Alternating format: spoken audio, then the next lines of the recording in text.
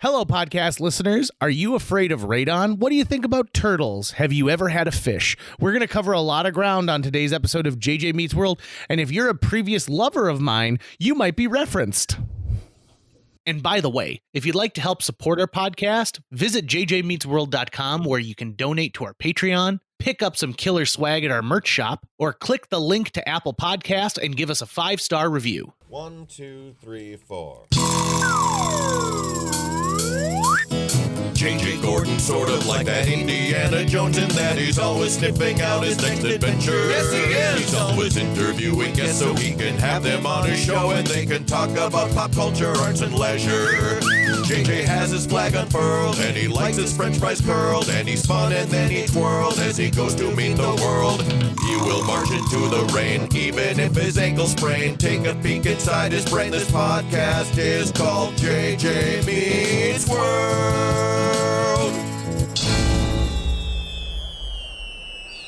Radon. Tucker is the silent killer. Are you familiar with radon? I am a little bit, and I'm wondering if it's for someone like me who doesn't have a basement.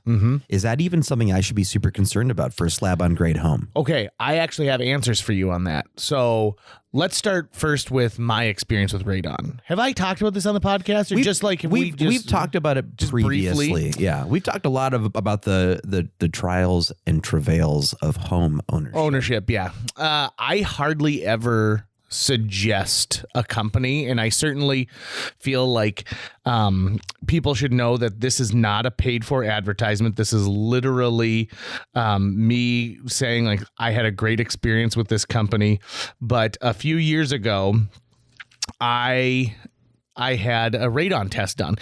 A lot of times when you're buying a new home, a radon test will be something that you ask your home inspector to take care of at that time, right? Because it makes sense, right? It is insane how people do not even know that this is a thing. And truth be told, until 10 years ago, I never really heard anyone talk about radon. But so when you sell your house, typically you get a radon inspection done. I've never sold my house, so I've never had a radon inspection. Yeah, that's been in the Gordon family for years. Since it was built. Gordon or Dawson? Well, it was a Dawson first, and then it became a Gordon. So, because I consider myself a 50-50 hybrid. Sure. You know, but we're leaning towards the Gordon side of things. You're a halfling. I am. My grandma always treated me better than my sister because she knew that I was going to carry the namesake on, and that was important, which is ironic because she was a Stenjum.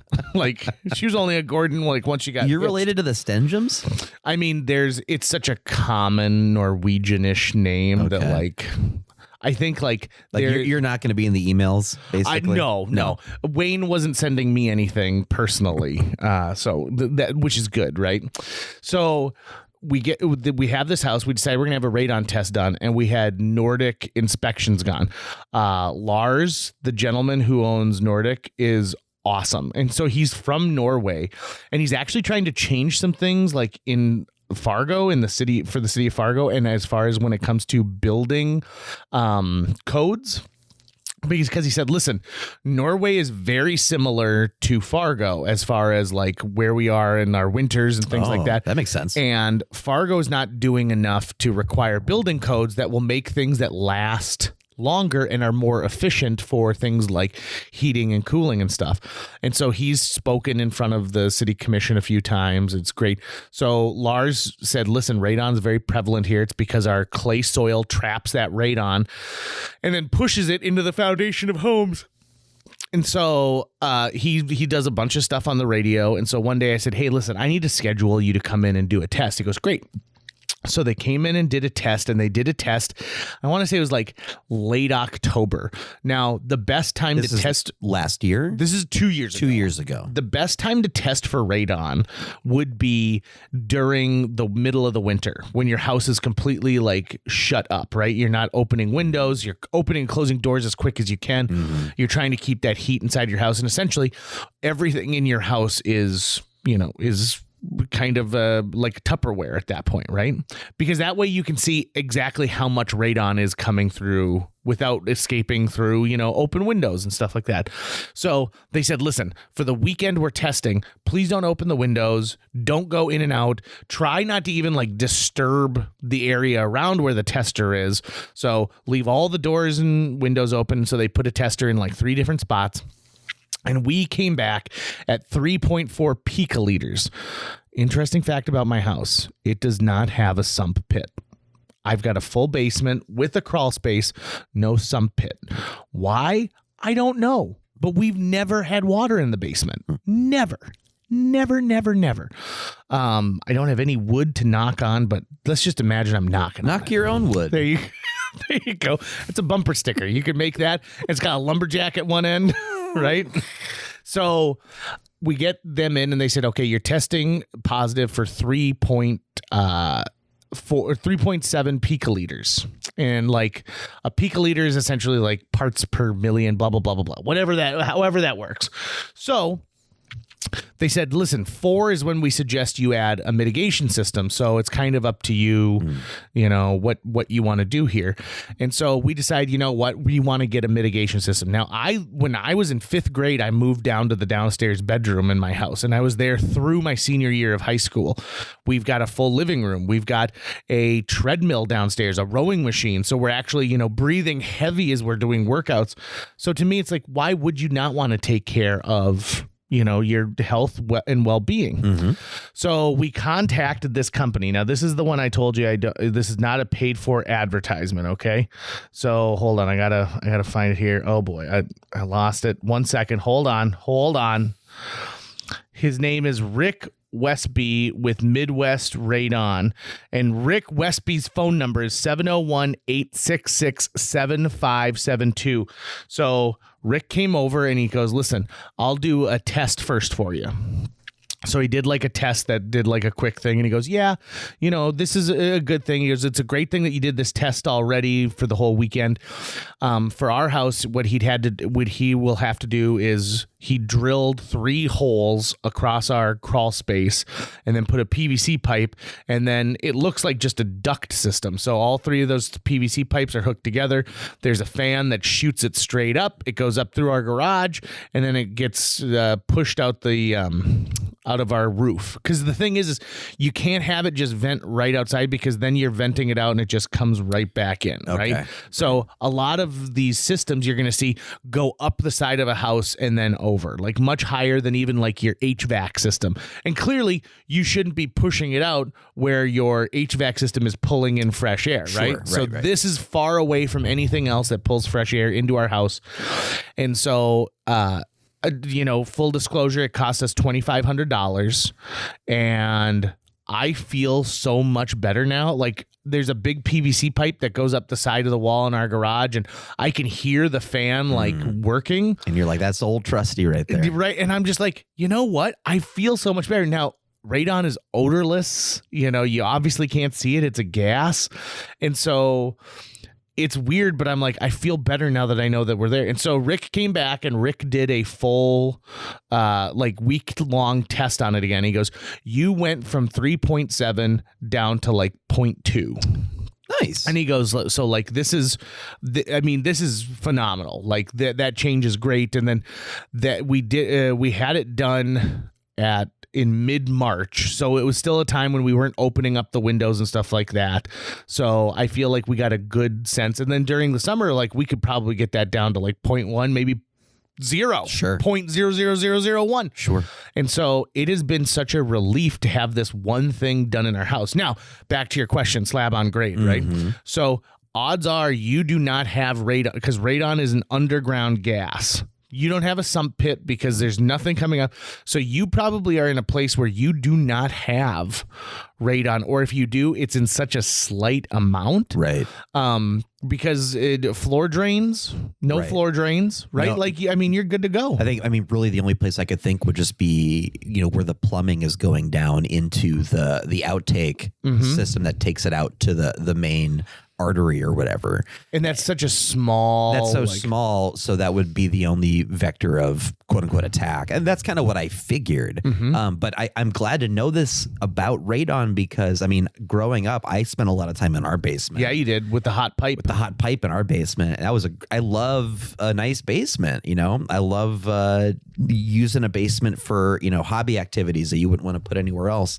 I'm a big into aquariums and stuff like that. And so my dream is once I've moved out of a starter home into like a larger place, I would want something with a basement that I could spend time in. And so knowing this, super important. Hey, let me ask you a question about fish. Yeah. So I know that you're not supposed to put an aquarium where like direct daylight can touch it because it can change the temperature of the water, like, if the sun beams in on it and stuff like that. But should fish have daylight? I mean, do you have to put a bulb to mimic? And I know they're underwater, but still like light gets underwater to some extent. They need a light source. That's for sure. They don't need direct sunlight per se. It's going to depend on the kind of aquarium that you're running and the kind of fit in, blah, blah, blah. But you're right to flag the idea of it can make the temperature of the tank unstable and go up and down. And really all you're trying to do is create stability in that tank for the fish. So the sunlight itself isn't in and of itself good or bad necessarily as compared to like another light. The heat itself that it might get from a direct sun ray could potentially throw it out of balance. Now, that is going to be a bit different if you're doing something like I'm beginning to go down the road of what's called a natural aquarium, where you're actually bringing in dirt and sand and actual plants and bringing them in. If you've got a lot of plants in there, they can handle a lot of that sunlight. Like they can take in and do a lot of photosynthesis with it. And then it's not going to create as much of an issue for you. That makes sense. That makes sense. I think what I would recommend would be if you can give your fish access to natural light, it's, if they can get something akin to a natural light cycle, that's not bad for them. I mean, they're going to appreciate it. But you don't have to do it that way. You can do it with just a normal fish light and a timer. There are even ones that they make now that simulate sunrise and sunset, like lights dimming and lights fading back in. So you can mimic that. But yeah, you can also just use any light that you would use to grow plants with. Do you envision yourself as having tropical fish in the future? Do you want more like, localized to North America fish? I really just like the small tropical community fish that you can get in a fish shop. That's when my mom got me my first aquarium as a kid, that's what I had. And that's what I know how to take care of. And I'm much more interested in the creation of the environment that they're in and watching them be in it. And I've been getting more interested in watching like little ecosystems get set up, but in a fake aquarium, only so much can happen.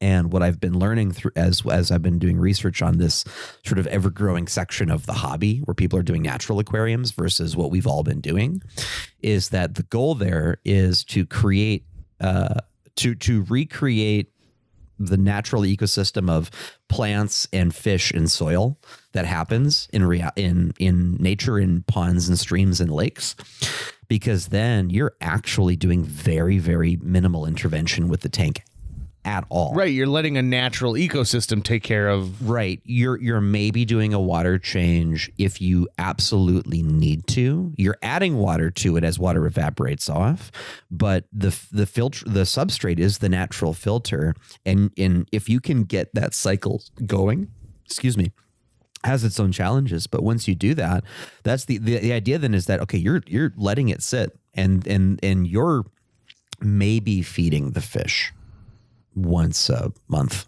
maybe. if the kinds of fish need it. But for the most part, they're eating what's in there, right? There's a whole ecosystem of creatures that are coming up from that soil and that are mixing in and that are growing off the plants. They'll eat the plants. They're eating each other's waste. No, it's so absolutely fascinating. Like, I can't believe all of the issues I've been having with aquariums over the year. I've now realized through reading this that the thing that tends to kill fish the most in the hobby is trying to keep it clean. Like that process itself, trying to chase pH levels and trying to dose it with chemicals and trying to get in there and take out all the waste and then put new water in, that is the thing that's going to kill more fish than anything else, which is kind of fascinating. It's counterintuitive to what the whole hobby is telling you, but that's because, that's how you sell fake plants and that's how you sell gravel and stuff, right? Is you have, if in those systems, and they work, you can make them work, but you have to be taking care of it all the time versus creating an ecosystem where that's really stable, that the fish are going to thrive in. You get this in this situation. Let's say you've been running it for a couple of years, so it's super stable. It's going great. What do you do when a fish dies? You bury it right there in the soil, which is what you would do if if a fish died in the Red River, right? Right, exactly.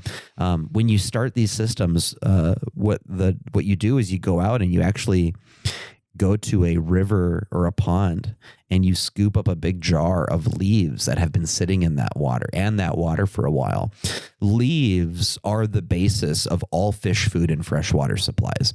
Absolutely the basis for everything. And you put that in with your natural aquarium and all the creatures inside of it begin to break it down and it becomes this big cycle of food. And then the plants that you're growing in there too, they'll shed leaves over time and regrow and that will feed the fish. And you'll just create this like little ecosystem that needs minimal intervention from you. You'll still want to be able to provide some kind of a heat source and control that because being able to raise the heat up and down is critical to being able to treat disease in the tank if something were to happen, like an ick breakout. But really, it's temperature is all you're going to be using. You're not going to be dosing it with chemicals. You're not going to be throwing stuff in.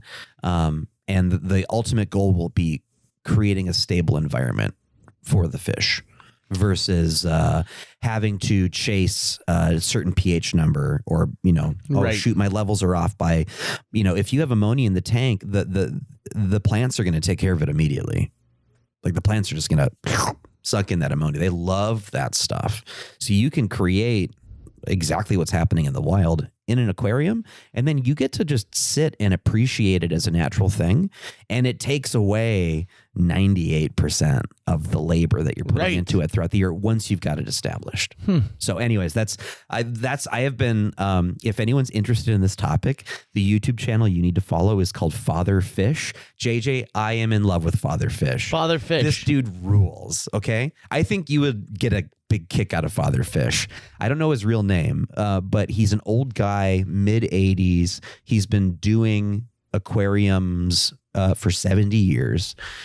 He worked most of his life as a Christian missionary and then retired in the 80s and decided to open a fish shop. And so that's what he's been doing ever since then. He still preaches and stuff, but he goes by the nickname Father Fish. Father Fish. Father Fish.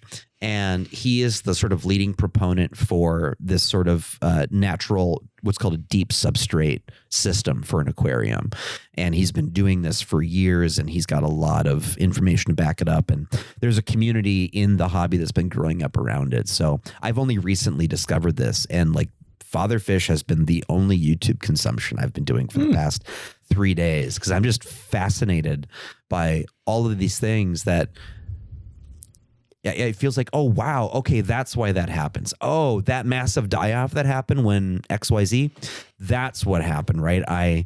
The water change messed this up, or I could talk forever about it. I'm so jazzed about this right now. I should introduce you. I dated a girl once who her thing was fish role play. And so she would want to be like, she wanted to be her, but I would have to pretend to be one of the fish in her tank. And the thing is like, I finally drew the line where she was like, eat this fish food. And I'm like, no, this is real fish food. And she goes, fish can't talk. And I was like, you know what? I'm done. You know what? I'll go along with this if she makes my environment a natural one where I can just poop on the ground. Because that's what happens in a natural fish aquarium is you just let them poop and it just falls down. See, here's the thing. Like she constantly put me in the bathtub. So I was surrounded by water most of the time. And that's the thing. She wanted to sprinkle it and then she wanted me to eat the fish food out of the water. Yeah. Like it would on regular. You know where I met her? Fish concert. PHISH. I want to also on How this long were you episode- thinking about that while I was talking about natural aquariums? I mean, it came up at one point, and I was like, here you go. This is what you're gonna hold on to. I was just talking to someone recently because Jill, You were talking to someone. I was talking to someone recently. That's crazy. But about your tortoises. Oh, And so when Jill had an aquarium when we first started dating, and she had a big Oscar fish that was named George Burns. I remember George. Remember George Burns? I remember George. And so George Burns, something I had never seen before was every now and then Jill would get George Burns feeder fish, right? And so George Burns would suck up this little like goldfish feeder fish, and then it's like he burped through his gills and there's all these sparkles and it was like the scales. So some kind of machinery happened where like as you ingest it like scrapes all the side off, and I'm like, that is amazing. And so of course I would turn off all the lights in Jill's apartment, so it was just the light from the aquarium, and I'll be like, T-Rex doesn't want to be fed, he wants to hunt. And I'd put a feeder fish in there. And sometimes those feeder fish would be there for like a couple of days. Yeah. And like I feel like George Burns was like toying with them. George Burns also a couple of times when Jill was cleaning the tank jumped out of the tank. And I was like, I think that George Burns is telling us that he wants to die.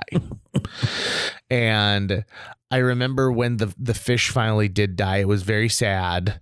Because Jill had that fish forever, and I feel like this. Wait, is this why you had a dog named George? No, Dog named because George? that was my mom's dog. Okay, she named the dog George, so we had a dog or a cat named Kramer. Yeah, okay, and then it was George, and so we would have had an Elaine and a Jerry or a Newman. But that just it didn't fit, you know. And then we got a dog named Tiffy, and like you threw it off completely. After the death of George Burns, the Oscar fish, Jill wanted to get a turtle really bad. Like she really wanted to get a turtle. And so at one point she started buying the stuff to, you know, change the aquarium because they need like something that they can crawl out of the water on to like, you know, heat themselves. Yeah, exactly. And we never ended up getting a turtle. Mainly because I was like, listen, I've got enough people with like those types of reptiles in my life, because at the same time, Jill, I don't want you to get a turtle because I have a friend with a turtle already. At that same time, or multiple turtles. You could walk into what I would consider to be the Buffalo Bill of Fargo, North Dakota basement, but instead of having those moths that he loves so much, it was a basement filled with rabbit cages and tortoise enclosures. Yeah. Do you remember when they showed Teenage Mutant Ninja Turtles, the live action one, at the Fargo Theater for a midnight movie, and you brought in the tortoises that people could see? Yeah. How many people got salmonella that night after touching the tortoises and then eating popcorn? 0. Are you sure? 100%. Are you sure? Positive. 100% positive. What if they died? Well, because first of all, the salmonella ones were attached to aquatic turtles, not tortoises. Okay. So what do you get from tortoises? Nothing. I mean, nothing. I'm sure they could give you something, but you'd have to try real hard. You'd have to be licking your tortoise, I think, to get something. Even then, you're probably just going to get sick. Did you saw the movie UHF, right? Yeah. Do you remember like a long time ago though? So. Okay, so there was a show that was on the like UHF station that Weird Al was taking care of, and it was called like Miguel's Exotic Apartment of Pets, and he had all of these like pets.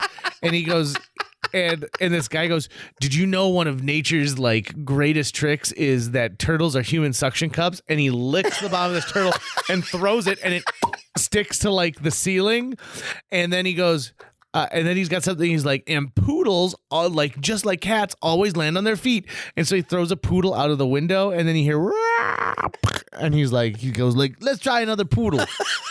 Then it cuts to Weird Al and his best friend, and they're watching this. They're like, I can't believe that you okayed this show to be on the air. And he goes, I didn't. I thought you did. He goes, I didn't. So this guy had pretty much just like sent in a tape that they put on immediately. Then there's a great, just amazing line where it's outside Miguel's apartment, and they're like, we got a delivery of animals here for you. There's 2 cockatoos, a peacock, 3 tortoises, and 5 badgers. And he goes, badgers? Badgers? We didn't order no stinking badgers. I just thought that's clever. Anyway, back to your tortoises. What were your tortoises' names? How many, and what were their names? They were Russian tortoises. I had 6 of them. The only ones, oh God, it's been forever now. The only one's name I remember was Yoshi, was the really small one. It's been forever, so I actually can't remember most of their names right now. I'd have to go back and look. And Did you ever dress up as the Shredder and come downstairs just to see what they would do? I mean, not a ton of times. Did you ever go to the sewer and just find some liquid to pour on them just in case? Yes. Yeah? And it had no effect. No effect? Well, I got rid of them. I mean, I wouldn't have gotten rid of them if they turned into Teenage Mutant Ninja Tortoises. Although, actually, I mean, turtles would still work, because did you know that all tortoises are turtles, but not all turtles are tortoises? Wait, what? Yep. Wait, if you are a tortoise, you are a turtle. It's like a breed. So it's like it's all Shih Tzus are dogs, but not all dogs are Shih Tzus. Exactly. You could think of it in those terms. So even if it's a tortoise, you could still say turtle. It's still a turtle. Even if it's I think it's called a terrapin, which is like it's another watery kind, but it's like a different type of water. It's still a turtle. Right, so they're all turtles, but then there's tortoise, which means it's land based. It's not an aquatic animal, and so So I got those because I only wanted to get one because I was in an apartment where I couldn't have cats or dogs, and I really wanted pets. You wanted a tortoise instead, but where are you going with that turtle food? It's my favorite. I eat it all the time. Finding the tortoise was taking a while because the town was out of them, and I had an aquarium, and so I decided to put a turtle in it. And I was like, oh, this turtle's pretty awesome. I've never had a turtle before. This is cool. I'll have an aquatic turtle, and I'll have a tortoise. And then Dad knew someone who had a baby turtle. Like, we can't have this turtle. We need someone to take it. It's like, oh, okay, I'll take the baby turtle, right? So I take the baby turtle. And then there used to be a pet shop, South University Great Pets, I think is what it was called. It's not there anymore. It used to be right next to a butcher shop, and you can make of that what you want. And I went there one day. I believe it wasn't the same building. It was separated by like an alleyway it was between like right next to it. Right, but and also McDonald's, right? Yeah. And so don't just blame the butcher shop as being the one that's feeding people pets. And a furniture store, because maybe they could have used something. It's a bicycle shop now. Maybe they turned all the animals into bicycles. Anyway. I was there looking, and they had no tortoises, and I was like, okay. And I was about to leave, and the woman there said, what are you looking for? And I said, I'd like to get a Russian tortoise, because I think that would be a really cool pet to have. And she said, do you want 6? And I said, excuse me? And she goes, so I have a farm, and I have 6 Russian tortoises, and I'm trying to rehome them. And you can just have them. I'll give you their substrate and the box they live in and everything. You just take them. I just need a new home for them. I'm like, how much do you want? She said, free. Which is when someone's like, hey, will you take a bunch of animals off my hand for free? Yep. You should know better. But I was a kid. I was young and dumb. Yeah, you were. Instead of old and dumb. And so I was like, this sounds amazing. So I got 6 tortoises. They came in a teeny tiny little wooden box. And I was off to the races of having just an absolute addiction to bringing in animals. But that was all the tortoises I ever had. So I only ever had 6. And then when I finally realized this is insane, I can't sustain this. I don't even like this anymore. And I'm not able to provide a good living for these animals. I rehomed them all. And most of the tortoises actually went to an old science teacher of mine who kept live animals in the classroom, and then he ended up rehoming them with students later on. So they ended up going to like, better homes than I was providing, which was awesome. I was dating this girl once who had this kink about turtles, and so she'd make me dress up like a turtle. And the thing was like she'd have me in the living room and she'd be like, all right, find me, in the house, but I had to move at turtle speed.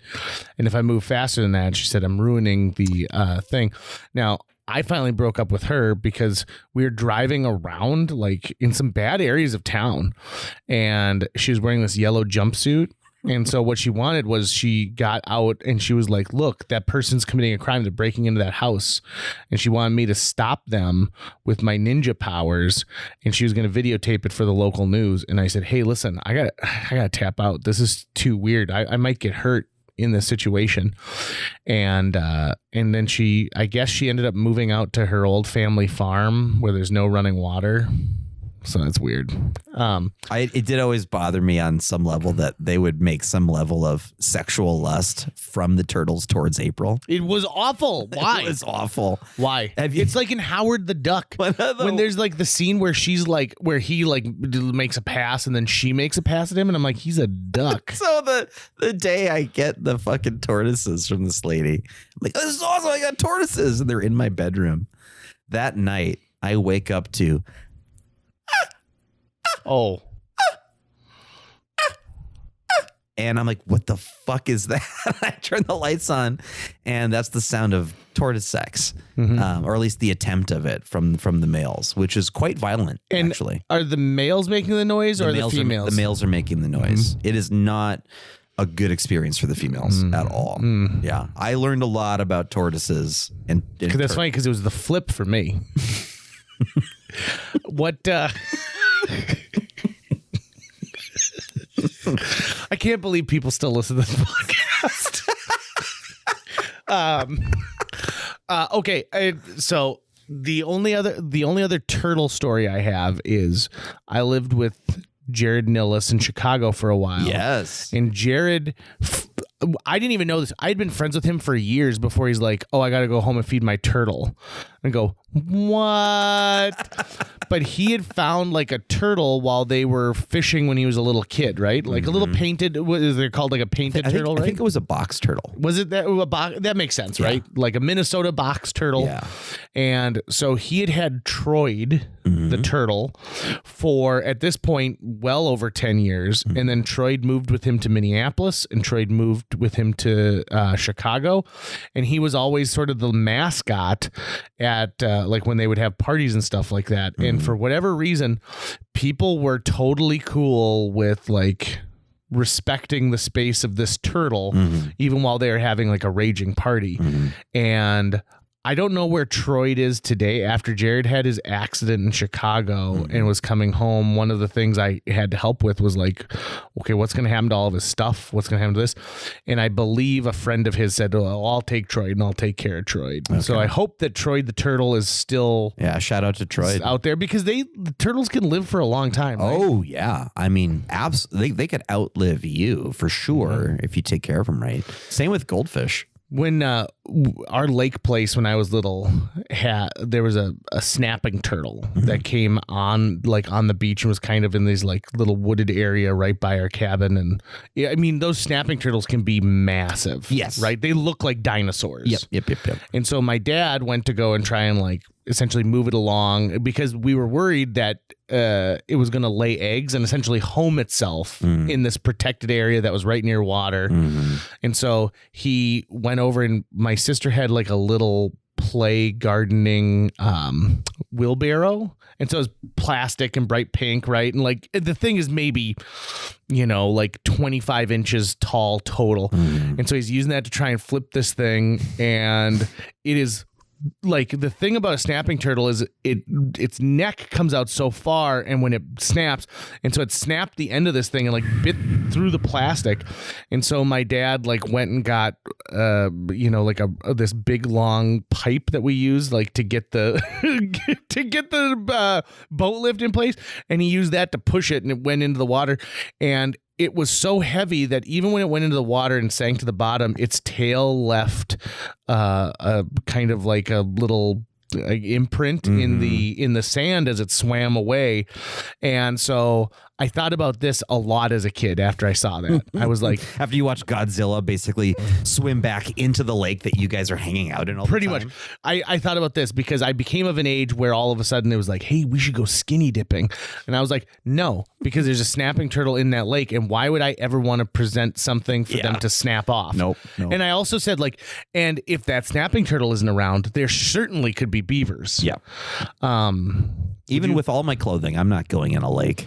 You can cut this out of the podcast if you decide you want to, but I have one other snapping turtle story. So I was on my way to the Minnesota Lakes area with your dad and a woman who worked at a place in Fargo, and it was your dad had made this like short film, and it was the last chunk of the short film, and we were going to film it at her cabin. And so we were on our way down, and there's a turtle in the road, like a snapping turtle. She's like, stop. And she really loved animals. So she's like, we got to help this animal. So your dad goes to help it. And I'm like, Bill, that is a snapping turtle. You're going to get your finger bit off right now. And so I said, what do you have in your trunk? Like, do you have anything that we can use to help like push it off the road? Because I'm wearing flip-flops. I want to say your dad's wearing flip-flops, you know, like, and one side of the road is farmland. The other side of the road is like an embankment. So probably like 20 feet down to where the river or where the lake is. So that thing had crawled up this embankment to try and get up here. And I'm like, sorry, dude, we're going to undo all of your good work. That turtle's like, just at least put me where I was going. Right. So we open up your dad's trunk and there's like nothing that we can use. And so I come up with a scheme, which is your dad had ratchet straps. And so I said, okay, let's use one of these ratchet straps. And I'm like, Bill, I was standing way over by like cars are going around us at like 50 miles an hour. I'm like, Bill, I want you to dangle the end of this strap where this snapping turtle is. And then I stood over on the other side of the road. And as soon as that snapping turtle snapped onto that thing, I pulled the ratchet strap as fast as I could. And I essentially drug this thing over, and it went down the hill. And I was like, okay, there we're done. Well, then I look around and there's like 9 other snapping turtles, like right there. Like they were traveling as a group. And I was like, get out of here. That probably hurt him more. Right? I was like, oh my God, let's get out of here. Basically dragging. I mean, it was a pretty quick drag, and like aren't there shells supposed wanted to impress the lady. Yeah, right.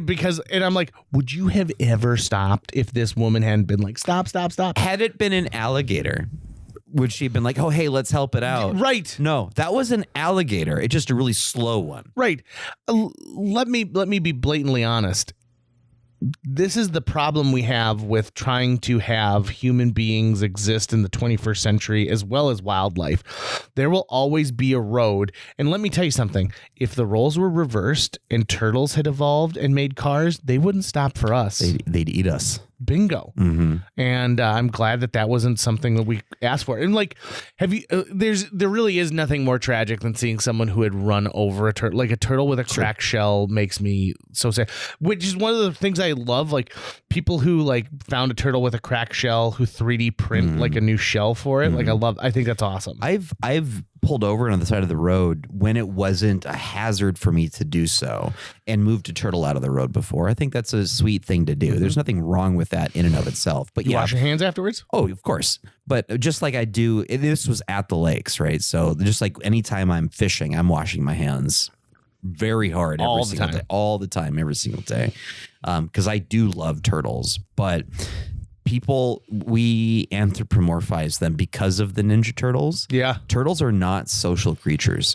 They do not make bonds with each other. They do not care for their young. They don't do any of that. The only reason you see a bunch of turtles, say, on a log sunning themselves together is because that's the best place to sun yourself. So that's why they're all attracted. They'll lay on top of each other, but that's not because they're cuddling. They're trying to get closer to the rays of the sun. A turtle lays its eggs and then leaves it. That's it. Doesn't stick around, doesn't feed the young, doesn't do anything like that. Are you familiar with the story of Yertle the turtle by Dr. Seuss? Yes. Where Yertle is like the one exception. well, I mean, It's like a more civilized turtle. is he though? I think so. Because all he wants is power. All he wants is to get power. But a natural turtle does not crave power. Oh, is that what it is? That's why I want to do a natural. Is that aquarium. a line from one of the Turtles movies? Is that from the third one? Maybe It's just when it came out of my mouth, it felt like that belongs somewhere. I mean, I feel like that's a good episode title. That might be Right? Yeah. Yeah, A natural turtle does not crave power. Versus an unnatural turtle who does.